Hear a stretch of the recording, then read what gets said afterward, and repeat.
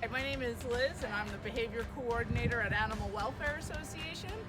Today's tip and trick is kind of a boredom buster, kind of a tip, but it's how to take a co-walk with your dog and maybe your neighbor's dog and still maintain social distancing. So these are our friends Gypsy and Lola. That's my assistant Adriana over there. We are going to demonstrate how to go for a co-walk.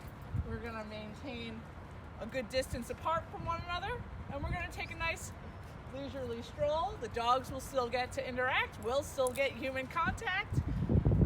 It'll be a good time, had by all.